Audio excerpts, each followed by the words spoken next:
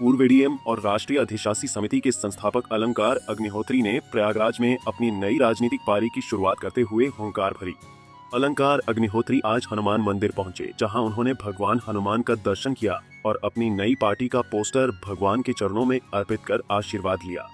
अलंकार ने कहा कि उनकी यह नई राजनीतिक यात्रा भगवान हनुमान के आशीर्वाद से शुरू हो रही है। उन्होंने बताया कि 27 फरवरी को उनकी नई पार्टी की ओर से बड़ी घोषणा की जाएगी। उन्होंने यह भी कहा कि केंद्र सरकार की कई नीतियों के खिलाफ उनके कई समर्थक अब उनके साथ जुड़ रहे हैं। अलंकार ने स्पष्ट किया कि उनका विरोध ब्रह्मांड विरोधी नीतियों और गलत निर्णयों के खिलाफ है। अलंकार ने शंकराचार्य पर लगे आरोपों को लेकर भी अपनी प्रतिक्रिया दी। उन्होंने कहा कि यह आरोप पूरी तरह से बेबुनियाद और निराधार है। उन्होंने कहा कि ऐसे व्यक्ति द्वारा आरोप लगाना निंदनीय है, जिनके ऊपर 21 से ज्यादा मुकदमे दर्ज हैं।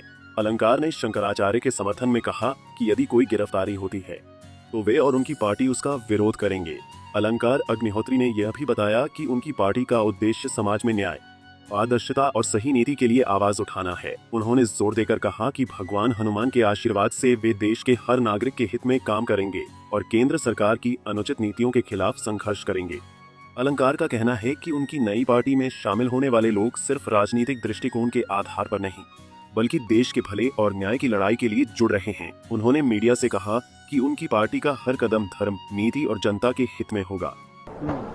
आज आप प्रयागराज पहुंचे हैं, प्रयागराज की धरती पर किस तरह से अब जो है अलंकार यहाँ से भर रहे हैं, हुंकार भर रहे हैं, क्या कहिएगा? देखिए, अभी हमने 23 फरवरी को 2026 को अपना जो पार्टी का नाम अनाउंस किया। मैंने जैसे पहले बताया था कि देश में जनतंत्र खत्म हो चुका है। राजनीतिक विकल्प के रूप में हमें स्वयं समाज, समण समाज, सनातनी समाज को आगे आना पड़ेगा। देश में आपके जनतंत्र इसलिए खत्म है, आपकी आवाज़ उठाने वाला कोई भी जनप्रतिनिधि नहीं है। ना तो SC/ST एक्ट पर कोई बात कर रहा है, ना UGC रेगुलेशन पर कोई बात कर रहा है, ना देश की जो साहसी लड़की थी रुचि तिवारी का जो प्रकरण था जिसमें उसको मॉब लिंचिंग करने का और उसके कपड़े फाड़ने से लेकर उस पर दुराचार करने का प्रयास किया गया, उस पर भी देश के ये जो सफ़ेद पोश जो है जनप्रतिनिधि नहीं बोले हैं। ये तथाकथित जनप्रतिनिधि हैं, ये एक्चुअली एक कॉर्पोरेट कंपनी के एम्प्लॉय के रूप में काम कर रहे हैं और बंधुआ मजदूरी कर रहे हैं। जब तक इनके कॉर्पोरेट कंपनी के आकार इनसे कुछ नहीं बोलेंगे तब तक ये कोई भी काम नहीं करेंगे।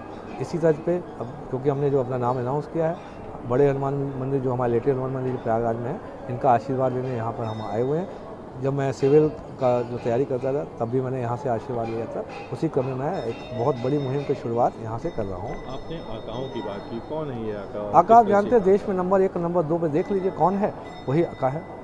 प्रदेश की सरकार से आप जो है नाखुश लग रहे हैं? नहीं, अगर देखिए, मैं कह रहा हूँ जो सनातनी संस्कृति के प्रतीक मैंने बताया था कि चोटी खींचने वाली घटना हुई थी, उसमें जो भी लोग अभी तक दंडित नहीं किए, मैं प्रदेश सरकार के जो माननीय मुख्यमंत्री जी उनसे अनुरोध करूँगा कि सनातन संस्कृति को स्वयं अगर वाहक हैं तो जिन्होंने भी ये चोटी खींची है जो भी सनातनी संस्कृति के प्रतीक जो बटुक शिष्यों की चोटी खींची है, उन पर जो भी है संबंधित पर कार्रवाई करें। देश को बताएं कि हम लोग सनातनी समाज के, और वो भी ये भी बताएं कि सनातनी समाज के वो भी वाहक है। मुख्यमंत्री ने तो स्वयं सवाल उठा दिया है शंकराचार्य के पद पर। देखिए, कोई पद पे है नहीं है, ये तो अलग विषय है। चोटी तो बटुक शिष्य था, उसको खींचना, उसको गिरा के चोटी से खींचना, घसीटना, ये कहाँ का न्याय है? गौरतलब है कि उत्तर प्रदेश सरकार ने 26 जनवरी को अनुशासनहीनता के आरोप में अग्निहोत्री को निलंबित कर दिया था। उसी दिन उन्होंने अपना इस्तीफा भी दिया था।